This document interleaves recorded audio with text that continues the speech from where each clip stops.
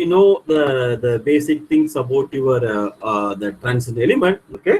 And right now we are coming to the coordination chemistry, and this is how we always write the coordination compound, right?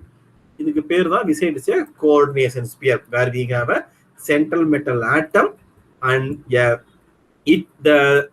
the complex may contain a L type of ligand, completely L type of ligand, or completely X type of ligand, or a combination of X type of ligand with the charge. It can be neutral, can be ionic. The overall charge on the complex can be neutral, overall charge on the complex can be some ionic, either it can be positive charge or negative charge, no problem, okay? This is what we take a coordination sphere, and this is a central metal atom, and L and X are the ligand, and A and B corresponds to number of L type of ligand, and B corresponds to number of X type of ligand, and C is the charge, overall charge of the ligand, okay? And here comes the mantra. I will say, this is what I will say, always say to my students and everybody, now onwards, whenever you are seeing a metal complex, within 10 to 30 seconds, okay, within 10 to 30 seconds, you have to identify whether the metal atom is 3D element or 4D element or 5D element, because you are, as I said in the discussion about the ionic radii, your coordination chemistry will vary. If it is a 3D element, if it is a 4D and 5D element, they have a different sort of coordination chemistry. So when you're just looking at the metal center, you have to identify whether the metal is a 3D element or 4D element or 5D element. You have to find, and not only the type of the group of metal atom belongs, but also its oxidation state. This oxidation state is an important one, and you should not make any mistake, because if you make any mistake in finding the oxidation state, you will fail to calculate the number of d electron. And the second important point, immediately after looking at the metal, after looking at the oxidation state, you should be able to know the number of d electron. This is more important. The number of d electron is mainly responsible for the stability of the complex, and the magnetic property, spectral property, everything is actually depends upon the number of d electron. And then the coordination number, by looking at the complex, we have to find whether the coordination number is 4 or 5, 6, because there are some reactivity can be easily ascertained by looking at either the coordination number. If we know the coordination number, we almost know the geometry, because the coordination number and geometry actually they predict the reactivity. So it's all interrelated, okay? And finally, the CFS of the complex, okay? If any question asks, if you could be able to find this parameter, your answer will be belongs here and there. In the நாலு நம்ம ஒரு complex கொடுக்குறாங்க, அந்த கொஸ்டின்ல என்ன கேள்வி கேட்கறாங்க, என்ன கேட்டிருக்காங்க கண்டுக்கே வேணாம். அந்த காம்ப்ளெக்ஸை கண்ணில் பார்த்த அடுத்த 10 செகண்ட் இல்லை மேக்ஸிமம் 20 செகண்டுக்குள்ள அதோட சென்ட்ரல் மெட்டல் ஆட்டம் என்ன, அதுல என்ன ஆக்சிடேஷன் ஸ்டேட், அது நம்பர் ஆஃப் டி எலக்ட்ரான் எவ்வளவு, அதோட கோஆர்டினேஷன் நம்பர் என்ன, கோஆர்டினேஷன் நம்பருக்கு ஏற்ற மாதிரி ஜாமெட்ரி என்ன, அதோட சிஎஃப்எஸ்சி, இந்த நாளையுமே நீங்க வித்தின் 20 செகண்ட்ஸ்ல மனசுக்குள்ளே, அதாவது என்ன சொல்றது, அந்த அளவுக்கு ப்ராக்டிஸ் பண்ணி சொல்றேன். நீங்க கண்ணில் பார்த்தோன்னே இது வந்து டி பிளாக், இது வந்து 3D எலிமெண்ட், இதோட ஆக்சிஜன் +2னா அதோட நம்பர் ஆஃப் எலக்ட்ரான் வந்து 8னா அது வந்து கோஆர்டினேஷன் நம்பர் பார்க்குறோம், அது கோஆர்டினேஷன் நம்பர் 6 இருக்கு. அப்போ கோஆர்டினேஷன் நம்பர் 6னா அது ஆக்டாய்டல் ஜாமெட்ரி. சிஎஃப்எஸ்சி பார்த்தோம் அப்படின்னா மைனஸ் ஒரு 6 × 4 24 -12 ஒரு -12 சிஎஃப்எஸ்சி. இந்த மாதிரி மனசுக்குள்ளேயே நீங்க கால்குலேட் பண்ணி கரெக்டா கால்குலேட் பண்ணி வச்சிருந்தீங்கன்னா அதுக்கப்புறம் கொஸ்டின் பார்த்த அடுத்த செகண்டே உங்களால ஆன்சர் பண்ண முடியும். அந்த அளவுக்கு உங்களால தரவா இருக்கணும்.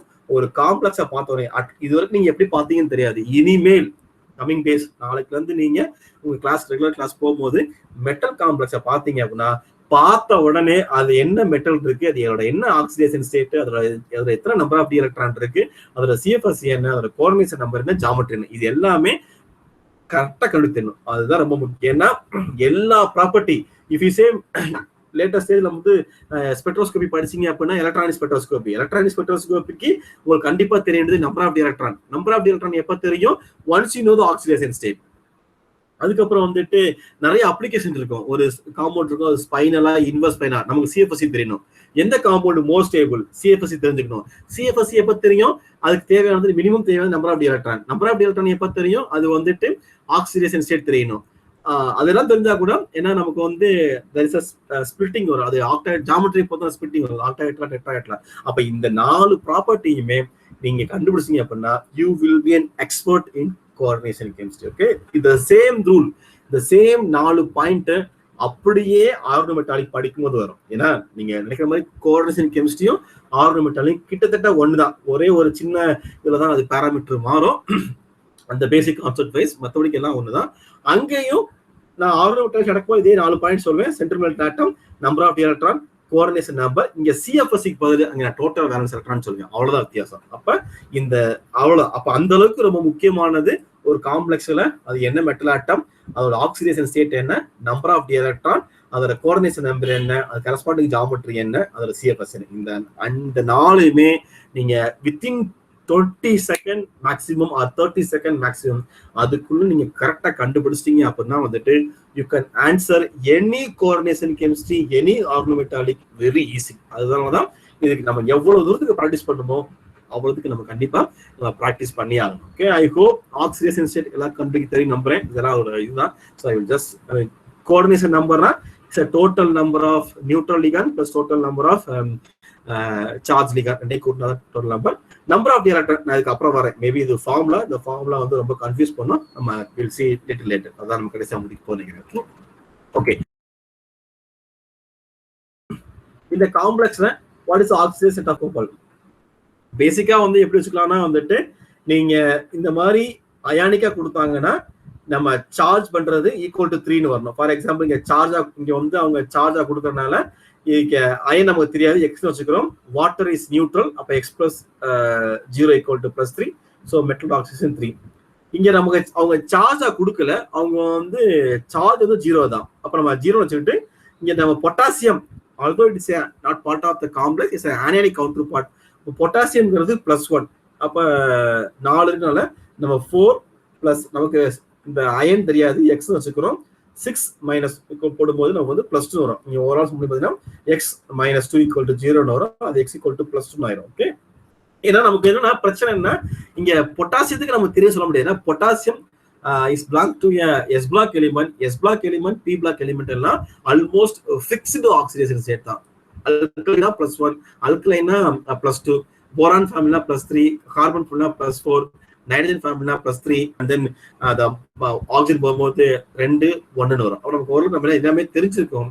அப்ப நம்ம தெரியாத ஒண்ணு டி பிளாக் எலிமெண்ட் தான். நம்ம அதை வச்சு நம்மளால வந்து ஆக்சிடேஷன் ஸ்டேட் கண்டுபிடிக்க முடியும். இது நியூட்ரல் அப்படி வச்சு பாத்தீங்கன்னா. இப்ப அயானிக்கா வச்சு பாத்தீங்கன்னா என்னன்னா இங்க +3 இருக்கு, அப்ப ஈக்குவல் டு +3ன்னு வச்சுக்கணும். அப்ப போடும்போது கேன் ஃபைண்ட் தட். இப்ப இதை நீங்க அயானிக்கா போட்டு என்ன ஆகும்னா we can put, நீங்க பொட்டாசியம் சைனட நீங்க அயானிக்கா எழுதிங்கன்னா இந்த இங்க K4 அப்படிங்கிறது வந்து இங்க -4 நிக்கும். இதான் அயானிக்கா எழுத முடியும். 4 4K பிளஸ் அந்த 4K இங்க 4 இருக்கு, அதை காம்பன்சேட் பண்றது தான் 4 பொட்டாசியம் அயன் வருது. அப்ப நீங்க திருப்பி அது அயனா இங்க 4 அப்ப ஈக்குவல் டு நீங்க -4 வச்சு பாத்தீங்கன்னா ரெண்டுமே கரெக்டா தான் வரும். அதனால இது உங்களோட சாய்ஸ். என்ன பொறுத்த வரைக்கும் ஈஸியானது அதை நம்ம நியூட்ரலா வச்சுட்டு பண்றது ரொம்ப ஈஸியா இருக்கும்னு நான் நம்புறேன். So whatever the case it may be, I think you could able to find the oxidation state very easily. Okay, and then comes the coordination number. So by definition, the coordination number is nothing but the metal atom surrounded by the how many ligands are there. That is what we talk about. That ligand can be chelating, that ligand can be anionic, ligand can be cationic, ligand can be neutral. But அந்த metal சுத்தி எத்தனை இருக்கு அதுதான் வந்துட்டு we say it is a coordination number is I mean a plus b. Okay, அதான் coordination number சொல்றோம். இப்ப இதுக்கு coordination number எவ்வளவு?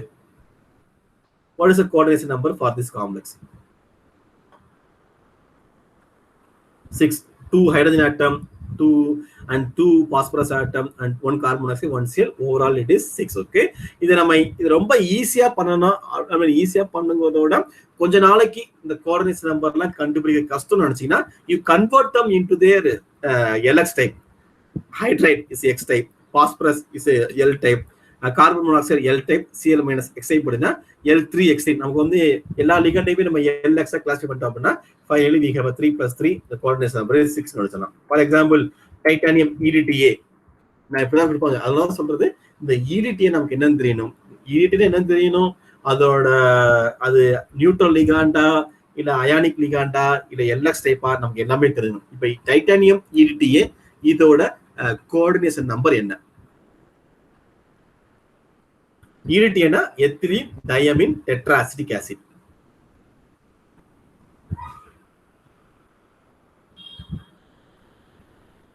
What is the coordination number of EDTA? அப்ப தெரியல, மேபி நீங்க இன்னும் படிக்கணும். எத்திலீன் டைமின் இதான் எத்திலீன் டைமின் 6.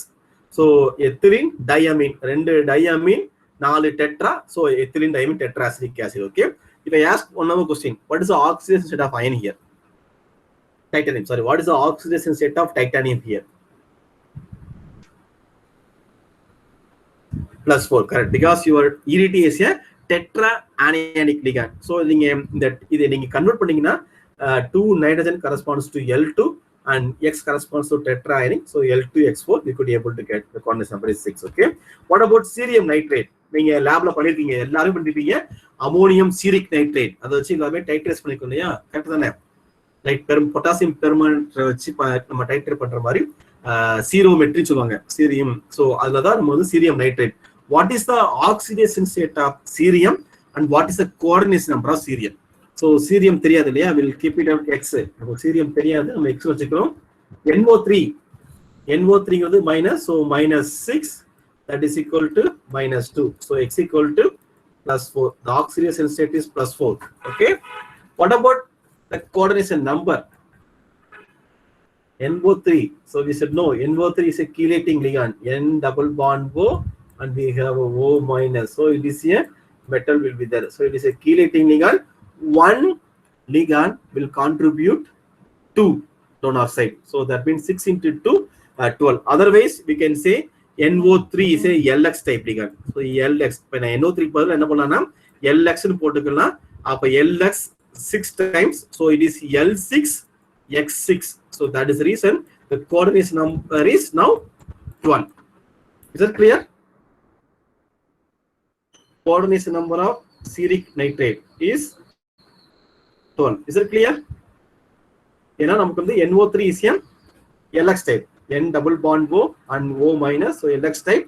நீங்க அப்போ வந்து பாத்தீங்கன்னா NO3 can be replaced with the LX 6 times, so 6 plus 6 equal to 12. You know, cerium belongs to which group தெரியுமா உங்களுக்கு? S block, P block, F block. So F block will have a larger in size and hence the coordination number can be 12. Whereas your D block, when you look at the size, of the D metal atom, D group, they are not sufficient. So that's the reason the maximum coordination number with respect to the D block element is only 6. Whereas again, when we have a larger larger F block element, the coordination number can move to 12. Okay, so again look at the periodicity. Look at the periodicity. The size plays an important role in determining the coordination number. The size is small, the coordination number is small. The size is large, the coordination number is large. So we have to interrelate the thing. So that's the reason I'm saying that the periodicity has to be learned thoroughly. Okay, and now comes the d electron. Okay, so okay, here I will put one things in.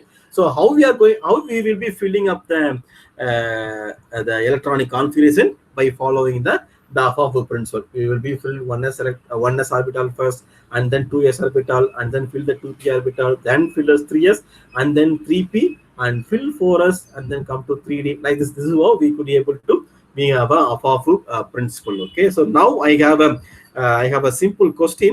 So let me ask. I mean, those who already in the MSc and those who already in class attend பண்ணவங்க யாரும் சொல்ல வேண்டாம், எனக்கு நிறையவே தெரியாது. So we have a nickel atom. The nickel atomல number of d electron எவ்வளவு? What is the number of electron present in the nickel atom?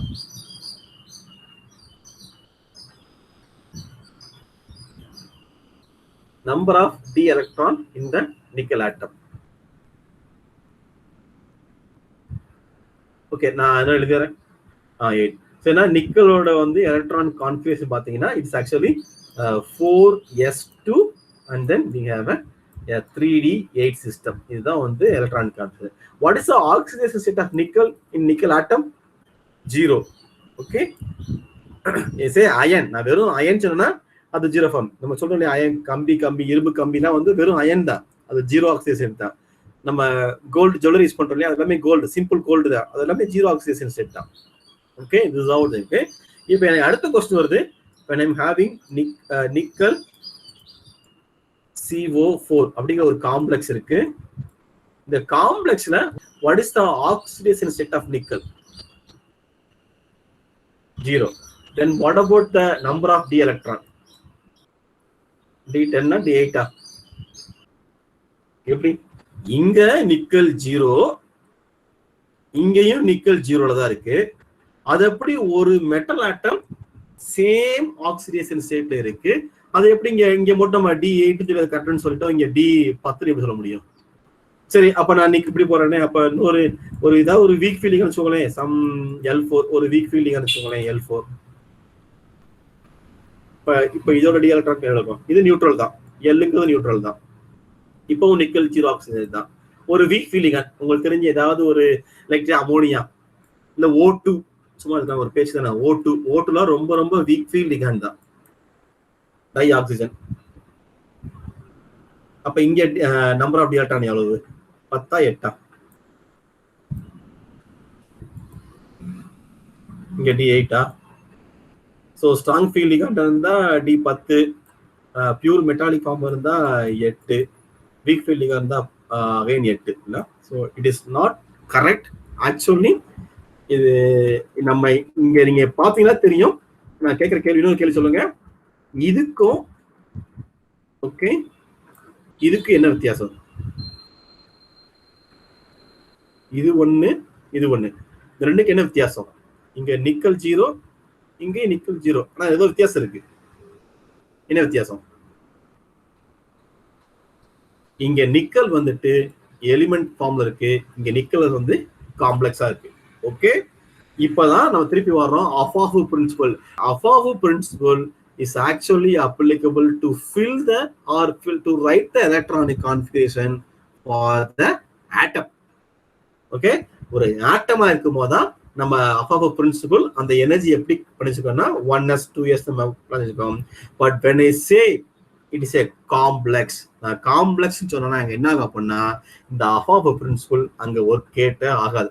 ஏன் அப்படின்னா வந்துட்டு when I say complex, when a metal ion put into an electronic field, electronic field I'm talking about the ligand, electron போட்டனா the d orbital drops its energy. அப்ப நம்ம ஒரு காம்ப்ளெக்ஸுக்கு நம்ம ஒரு number of D electron கண்டுபிடிக்கணும்னா Aufbau principle do not applicable. ஏன்னா அஃபாவு பிரின்சிபல்ங்கிறது only for the atom. நம்ம ஒரு ஹைட்ரஜன் ஆட்டம்னா 1s1, அடுத்து ஹீலியம்னா the another electron will be filling in the s orbital. அப்புறம் lithium 1s2 2s1 because 1s is completely filled, 1s ஓட 2s1 க்கு தான் வரும். அந்த மாதிரி நம்ம வந்துட்டு எனர்ஜியை ஃபில் பண்ணி வச்சிருக்கோம். So the aufbau principle is only applicable for the elemental form. ஒரு எலிமெண்டா இருக்கும்போது தான் நம்ம அஃபாவு பிரின்சிபல் யூஸ் பண்ணி எலக்ட்ரானிக் கான்ஃபிகரேஷன் எழுதி அதுல வந்து எஸ் ஆர்பிட்டல் எத்தனை எலக்ட்ரான், பி ஆர்பிட்டல் எத்தனை எலக்ட்ரான், டி ஆர்பிட்டல் எத்தனை எலக்ட்ரான் நம்மளால சொல்ல முடியும்.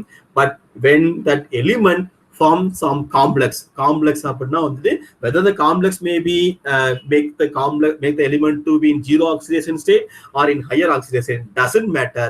ஒரு மெட்டலை சுத்தி ஏதாவது ஒரு லிகாண்ட் மாட்டி உட்கார்ந்தனாலே இந்த அஃபாவு பிரின்சிபல் ஒர்க் ஆகுது.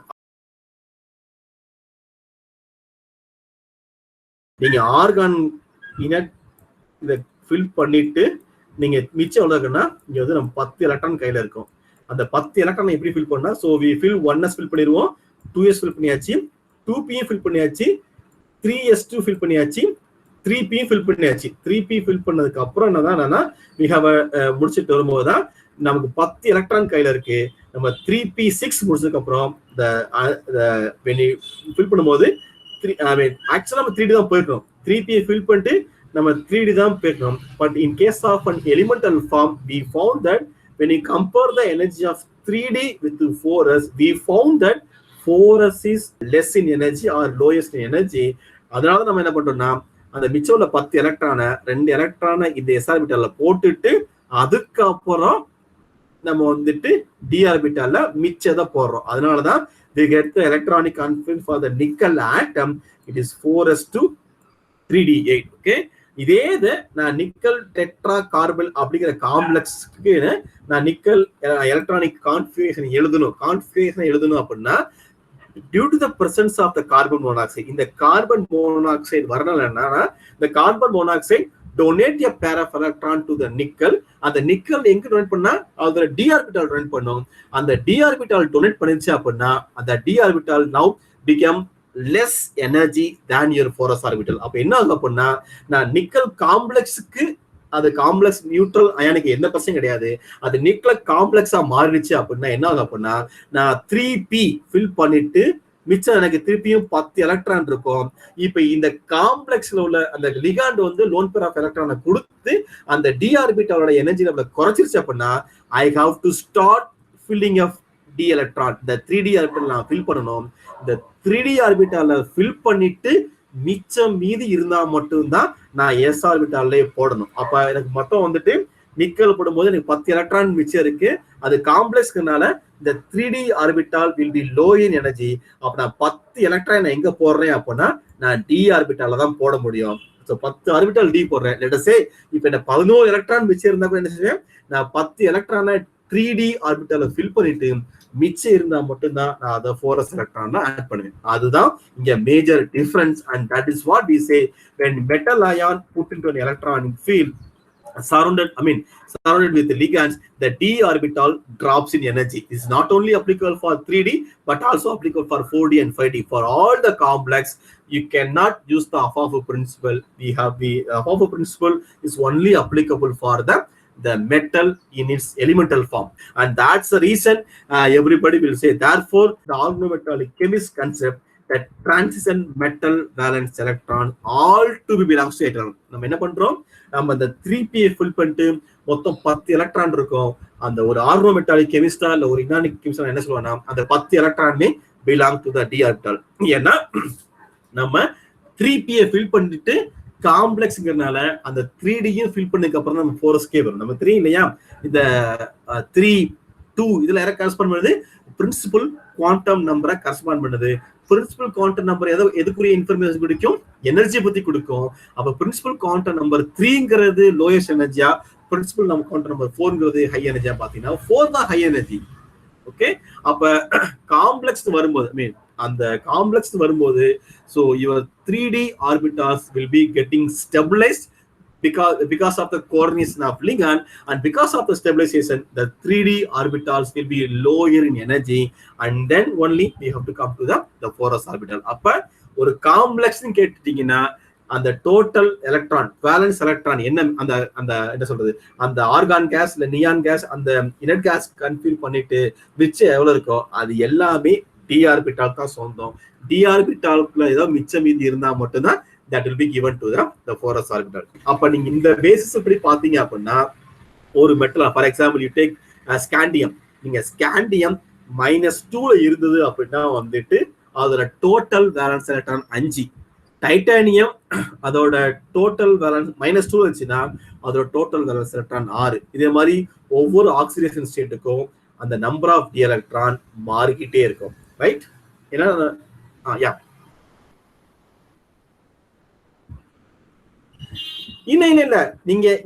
நீங்க ஸ்ட்ராங் லிகாண்ட் வீக் லிகாண்ட் பிரிக்காது லிகாண்ட் அவ்வளவுதான். ஏன்னா அது ஸ்ட்ராங் லிகாண்டா வீக் லிகாண்ட் நம்ம அடுத்த ஸ்டேஜ் தான் போறோம். ஒரு நீங்க நிக்கல் டெட்ரா அமோனியம் நீங்க ஒரு நீங்க நிக்கல் டெட்ரா அமோனியம்ங்கிறது nickel if I say this is the complex NiNH3 4 times இதுக்கு பேர் தான் நீங்க சொல்ற nickel tetra ammonium. what is the oxidation state here? 0. இப்பவும் அதுக்கு D10 தான். ரைட்டா? நீங்க என்ன பண்றீங்கன்னா நீங்க கன்ஃபியூஷன் இது +2 இப்படி போட்டீங்கன்னா what is the oxidation state now? Now the oxidation is +2. இப்போ +2 னா நிக்கல் 0ல 10 எலக்ட்ரான் இருக்குன்னு 10 எலக்ட்ரான் இருக்கணும். +2 னா ரிமூவல் ஆஃப் டி எலக்ட்ரான். அப்ப நீங்க you remove 10th electron, you remove 9th electron. So in that case when it is nickel is in +2 state we have a D8 system. கரெக்ட்டா? Nickel +2ல D8 electron தான். டவுட்டே கிடையாது. அதாவது நான் first சொன்னேன், இப்ப நீங்க சொன்ன நிக்கல் டெட்ரா அமோனியம்னா இதுதான் நிக்கல் டெட்ரா அமோனியம், ரைட்? அப்ப இங்க வந்து நிக்கல் ஜீரோ ஆக்சிடேஷன்ல இருக்கு. இங்க number of the electron is actually depend upon the oxidation state, not depend upon the ligand. அந்த லிகாண்டு வீக் ஃபீல்டா இருக்கலாம், இல்ல ஸ்ட்ராங் ஃபீல்டா இருக்கலாம், சாஃப்ட் லிகாண்டா இருக்கலாம், ஹார்ட் லிகாண்டா, no problem. But when metal bind with the ligand, the d orbital drops its energy. அதுதான் நம்மளோட கான்செப்ட். சோ அப்படி பாத்தீங்கன்னா நம்ம சொன்னபடி பாத்தீங்கன்னா இப்ப அவங்களுக்கு என்ன கேட்டாங்க, நிக்கல் ஜீரோ பாருங்க, இங்க தெரியும் நிக்கல் ஃபேமிலி இருக்கு. நிக்கல் ஜீரோ ஆக்சிடேஷன் ஸ்டேட்ல அதோட நம்பர் ஆஃப் எலக்ட்ரான் 10, அது +4 ஆச்சுன்னா 9, +2 ஆச்சுன்னா 8, அது +3 ஆச்சுன்னா 7, அது +6 இருந்தா 6. அப்ப நான் ஒவ்வொரு ஆக்சிடேஷன் ஸ்டேட்டும் எப்படி சார் ஞாபகம் வச்சுக்கிறது? இந்த டேபிள மனப்பாடம் பண்றதுக்கு நான் பைத்தியம் பிடிச்சோம் இல்லையா? It is very difficult to memorise. So I have maybe இதோட ஷார்ட்கட் மெத்தட் இல்ல, பட் ஐ ஹாவ் எனக்கு தெரிஞ்ச ஒரு ஷார்ட்கட் மெத்தட் என்னன்னா வந்துட்டு, you just consider only the +2 state.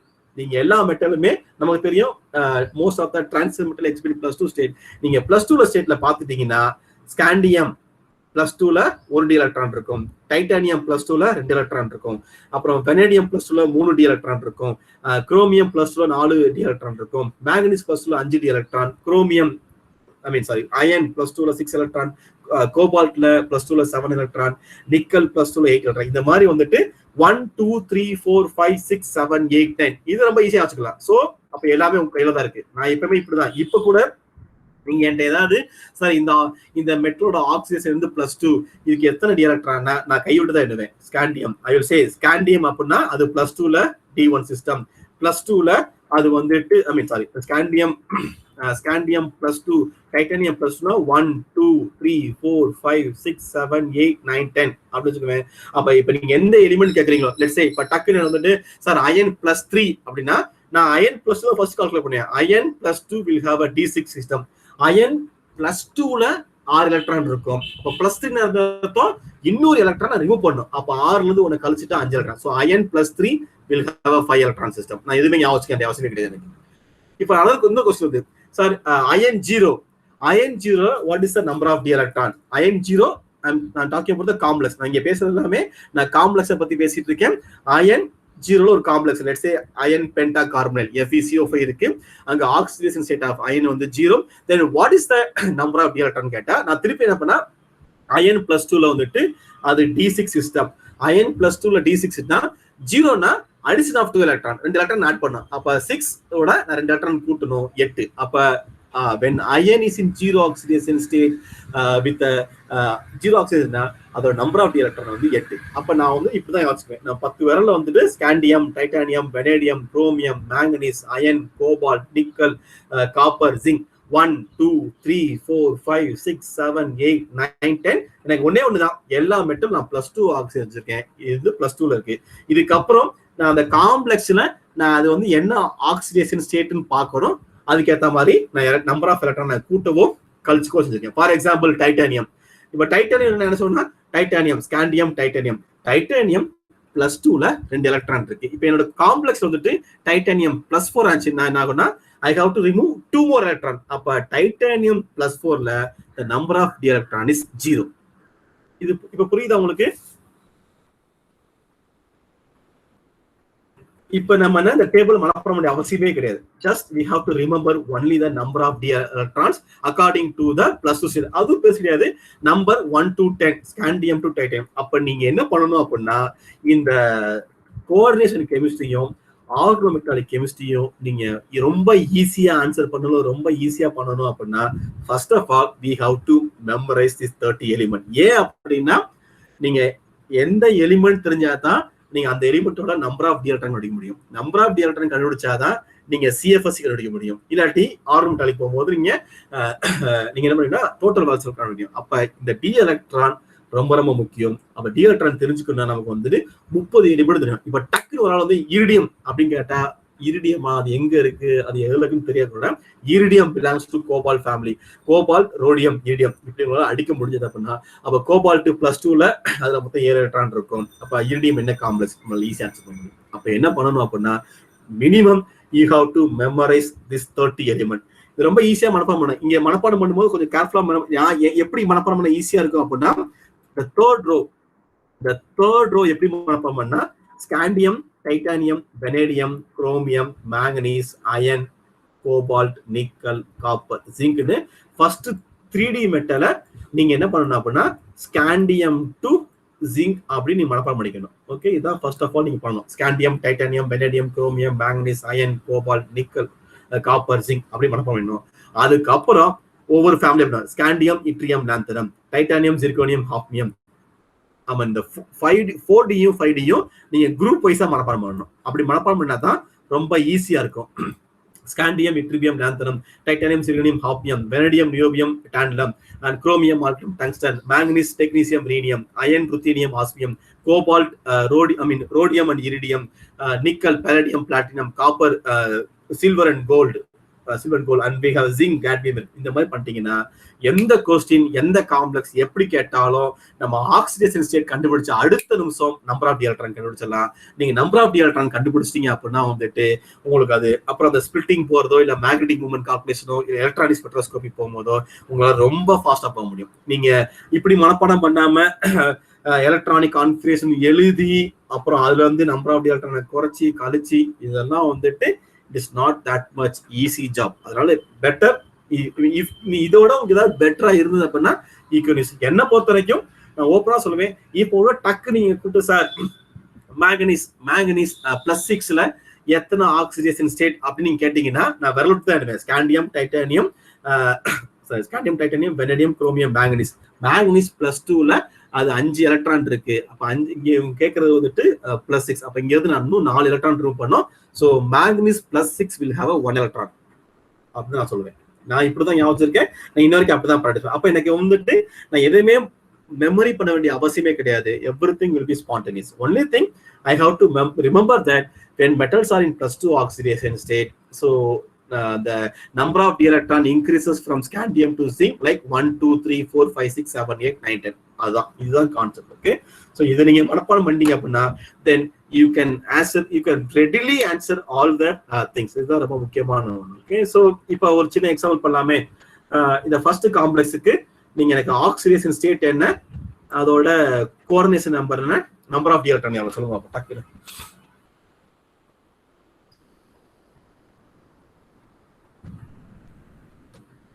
+3 fine. Okay, coordination number 6. Number of d electron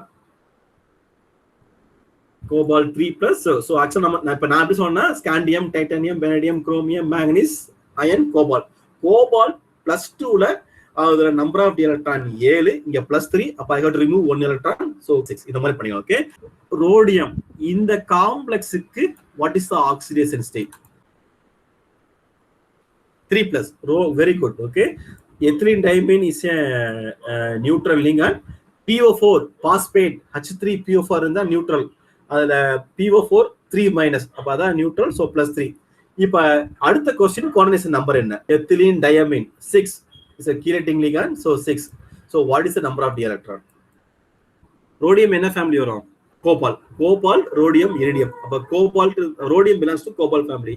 cobalt +2ல D7, +3ல D6 system. You are right, 6 is the correct answer. Okay, see இப்போ இங்க phosphate எனக்கு என்னன்னு தெரியல. அப்ப நான் என்ன பண்ணேன்னா எனக்கு பாஸ்பேட்ல ரொம்ப தெரிஞ்ச மாலிக்யூல் எதுன்னு யோசிப்பேன். நான் பாஸ்பேட்ல ரொம்ப தெரிஞ்ச மாலிக்யூல் எனக்கு ஆசிட் தான், phosphoric acid. Phosphoric acid formula என்ன?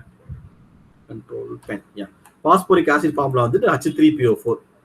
H3PO4 அப்படின்னா வந்துட்டு அது நியூட்ரல், இங்க சார்ஜ் எதுவுமே கிடையாது.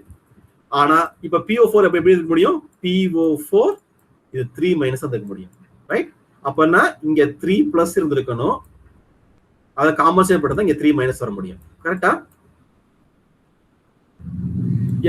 அப்ப நமக்கு இன் கேஸ் நமக்கு ஏதாவது தெரியாத ஒரு மாலிக்யூல் வந்துருச்சு. இப்ப நம்ம பாஸ்பேட்லாம் வந்து ரொம்ப ரேரா தான் யூஸ் பண்ணுவோம் அஸ் லீகாண்டா பாத்தீங்கன்னா. இதே மாதிரி வரும், நிறைய வரும். ஆக்சுவலா சில இடத்துல என்ன போட்டுப்பாங்கன்னா இந்த மாதிரி பாஸ்பேட் போடாம HPO3 கொடுத்துருவாங்க. HPO3னா நமக்கு தெரியாது HPO3 ஆகுது.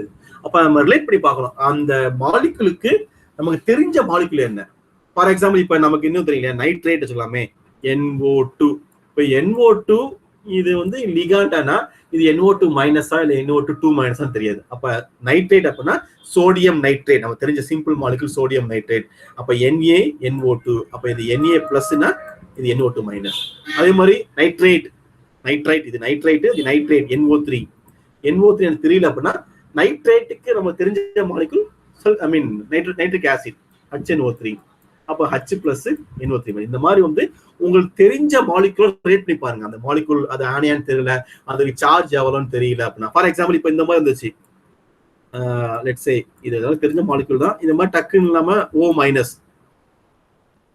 இது O-. இப்போ இது என்னன்னா இது ஆக்சுவலா ஃபீனால் இருந்துச்சா அது நியூட்ரல் மாலிகுல், இது ஃபீனால் இல்ல அது ஹைட்ரஜன் போயிருச்சு, அப்ப இது O-. So it is O-.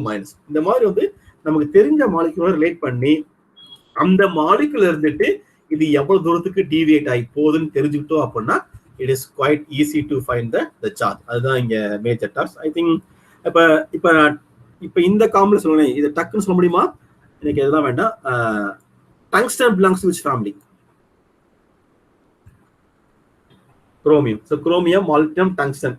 அப்ப நம்ம ஆக்சிஜன் முடிச்சா நம்மள ஈஸியாக இருக்கலாம். Ruthenium belongs to which family?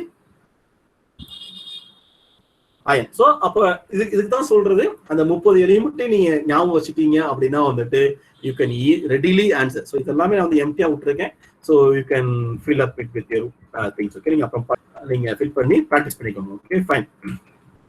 I'm just going to illustrate the ability of transition metal to form a varied number of coordination number. So coordination number 1, அதாவது ஒரு metal சுத்தி ஒரே ஒரு லிகாண்ட் தான் இருக்க முடியும். Look at here, we have a thallium. Although it is not a transition metal, thallium is the only metal which is surrounded by only one ligand. So the coordination number is 1. So அப்ப எப்படி இருக்கணும், அந்த ligand ரொம்ப பல்கா இருக்கணும். We have some ligand like copper. இந்த copper பாத்தீங்கன்னா copper சுத்தி ஒரே ஒரு லிகாண்ட் தான் இருக்கு. ஸோ இந்த கோஆர்டினேஷன் நம்பர் 1. அப்ப அந்த ஜாமெட்ரி பாத்தீங்கன்னா லீனியரா இருக்க முடியும். கோஆர்டினேஷன் நம்பர் 2 அப்படின்னா என்ன அர்த்தம் அப்படின்னா வந்துட்டு ஒரு மெட்டல் ஆட்டம், இதான் மெட்டல் ஆட்டம், அதை சுத்தி 2 லிகாண்ட் இருக்கணும். That we talk about coordination number. And when the coordination number is 2, the mainly the geometry is only linear. Okay, அப்படிதான் இருக்க முடியும். And the coordination number 3 னா இந்த 3 சுத்தி 3 லிகாண்ட் இருக்கணும். So here we could able to have a 2 different geometries known trigonal bipyramid or T shape. But I mean the trigonal bipyramid alone T shape அவ்வளவு தூரத்துக்கு ரொம்பமா கிடையாது. We have something called planar, the plane molecule, yeah, trigonal planar. அந்த geometry தான் when the coordination number is having 3. So நான் என்ன சொல்ல வரேன்னா, the coordination number can easily get you the geometry. When the coordination number is 3, the most of the complex will adopt only the trigonal planar geometry. The coordination number 4 வரும்போது there are 2 chances are there. One is tetrahedral or it have a square pyramid. அப்ப நம்ம இந்த ஸ்டேஜ்ல நம்ம coordination number 4 இருந்தது அப்படின்னா we have a 2 geometry. One is tetrahedral, other one is square pyramid. எப்ப tetrahedral வரும், எப்ப square pyramid வரும்ங்கறத நம்ம லேட்டரா பாத்துக்கலாம், ஒண்ணும் பிரச்சனை இல்ல. So coordination number 4 will corresponds to the geometry of tetrahedral or square planar. And comes to coordination number 5, again 2 geometries are possible, trigonal bipyramidal and square pyramidal. These are the 2 possibilities there with respect to your ரெண்டுமே common தான், ரெண்டுமே வந்து இருக்கும். இதுல இதுதான் common அதுதான் common சொல்ல முடியாது. We have a trigonal bipyramidal, square ரெண்டுமே காமன் தான். And with respect to 6, we could able to see the coordination number. We can have a octahedral, trigonal prism or planar hexagonal. Out of these 3 complexes having a coordination number of 6, the octahedral will be predominating, whereas the trigonal prism or planar hexagonal, kind of a benzene kind of thing, இந்த மாதிரி ஜாமெட்ரில வந்து ரொம்ப ரொம்ப rare. அதனால தான் நம்ம யாருமே பெருசா கண்டுக்க மாட்டோம். நமக்கு எப்பயுமே வந்து coordination number 6 அப்படின்னா வந்துட்டு we always go with octahedral, but that is not true. coordination number 6 இருந்தது அப்படின்னா அங்க trigonal prism வரதுக்கும் சான்ஸ் இருக்கு, planar hexagonal வரதுக்கும் சான்ஸ் இருக்கு. Okay, and coordination number 7. But when you are talking about the coordination chemistry of your D block element, the coordination number 4, coordination number 5 and coordination number 6 are the major dominating. Mathematics coordination number 1, coordination number 2, coordination number 3 and greater than 6, coordination number 7, 8, 9 are very very rare, again on the basis of the size.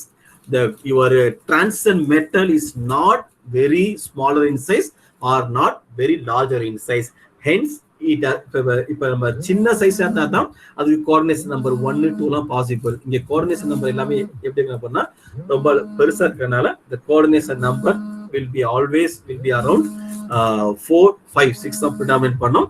Whereas coordination number 7 with the geometry of pentagonal bipyramidal, monocapital tetrahedral or monocapital trigonal prism is also known. And again coordination number 8, the dodecahedron, square antiprism and cube are known, but these are all the very rarely adapted for the for the coordination chemistry. அப்ப 9 and 10 11 12 நமக்கு சத்தியமா இதுல வராது அப்படின்னா வந்துட்டு what I can say நமக்கு ornamental இதுலயே வராது, coordination chemistry with respect to 3D எலிமெண்ட்லயே வராது. பட் உங்களுக்கு ஒரு எக்ஸாம்பிள் பார்த்தோம், நம்ம ரீனியம் H9 பார்த்தோம். இந்த ரீனியம் H9 ஏன் முடிஞ்சது அப்படின்னா இந்த கோஆர்டினேஷன் நம்பர் ஆஃப் 6 ஏன் அப்படின்னா ஹைட்ரஜன் அப்படிங்கிற ஹைட்ரஜன் லிகாண்ட் வந்து ஸ்மாலர் சைஸ். அப்ப அந்த லிகாண்டோட சைஸை வச்சும் நம்ம இந்த கோஆர்டினேஷன் நம்பரை டிசைட் பண்ண முடியும். வெரி ஸ்மால் லிகாண்டா இருந்துச்சு அப்படின்னா இந்த coordination number can go to a large. So இதுதான் the basic things. Okay, so இந்த டேபிள் கொஞ்சம் ஞாபகம் வச்சுக்கணும். பட் அகைன் ரொம்ப ஃப்ரீக்வெண்டா நம்ம யூஸ் பண்ற கோஆர்டினேஷன் நம்பரும் ஜியோமெட்ரி இந்த 4 to 5 6 தான் with respect to your coordination and organometallic chemistry of your transition metal. Whereas நான் இதே நீ எப்ளாக் பத்தி பேசணும்னா the minimum coordination number is 9.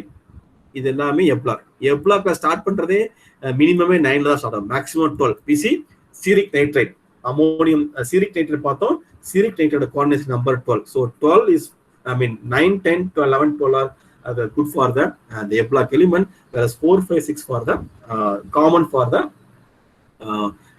D block. Okay, I will stop here. So next time நம்ம class போகும்போது we are going to talk about the nomenclature. நான் பார்த்த வரைக்கும் என்ன பிரச்சனை அப்படின்னா எல்லாருக்குமே ஸ்ட்ரக்சர் கொடுத்துட்டா அது பேரை கன்வெர்ட் பண்ண முடியுது, பட் பேரு கொடுத்துட்டா அது ஸ்ட்ரக்சரை கன்வெர்ட் பண்ண தெரியல. So we have to get practice with that also. Okay, so reference book ரொம்ப முக்கியமானது. ஸோ ஏற்கனவே லாஸ்ட் டைம் காமிச்ச மாதிரி தான் இந்த 6 புக்கு ரொம்ப முக்கியமான book. Housecroft, Sharpe, Miessler and, Huheey, Shriver Atkins, Purcell Kotz and Cotton Wilkins இதெல்லாம் ரொம்ப முக்கியமான புக்ஸ்.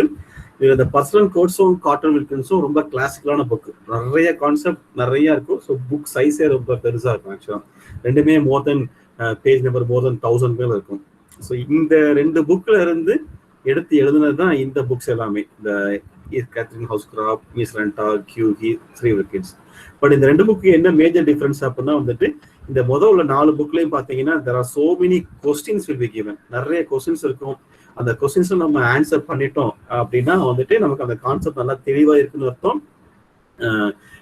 அதே மாதிரி மோஸ்ட் ஆஃப் த கொஸ்டின்ஸ் இந்த CSR எக்ஸாமும் இல்ல JEEE எக்ஸாமும் அங்க எல்லாமே வந்துட்டு இந்த மாதிரி ஒரு ஸ்டாண்டர்டான புக்ல தான் அவங்க கொஸ்டினே கேட்பாங்க. ஸோ அதனால நம்ம இந்த புக்ஸ்ல உள்ள கொஸ்டின்ஸ் எல்லாமே வந்து நம்ம எடுத்து சால்வ் பண்ணா ரொம்ப நல்லா இருக்கும். So with respect to coordination chemistry அப்படின்னா இந்த புக் ரொம்ப நல்லா இருக்கும். The introduction to coordination chemistry by Geoffrey Lawrence, only coordination chemistry. அதனால நீங்க ஒரு கான்செப்ட் படிக்கிறீங்க அப்படின்னா கண்டிப்பா அதுல ப்ராப்ளம் ஒர்க் அவுட் பண்ணி பார்க்கணும். அந்த ப்ராப்ளம் வந்துட்டு கொஞ்சம் திங்க் பண்ற மாதிரி இருக்கணும். அதுக்கு தான் அந்த ஃபர்ஸ்ட் 4 புக்கு சொல்றது. இந்த Housecroft and Sharpe, Miessler and Tarr, Huheey and Shriver Atkins. இதுல மீஸ்லண்டார்லாம் பாத்தீங்கன்னா 3 யூனிட் வந்துட்டு வெறும் கோஆர்டினேஷன் கெமிஸ்ட்ரி பத்தி பேசியிருப்பாங்க. அது போய் நிறைய கொஸ்டின்ஸ் இருக்கும். அந்த கொஸ்டின்ஸ் எல்லாமே நம்ம சால்வ் பண்ணிட்டோம் அப்படின்னா எந்த ஒரு காம்படிட்டிவ் எக்ஸாமையும் ஈஸியா உங்களால கிளியர் பண்ண முடியும்.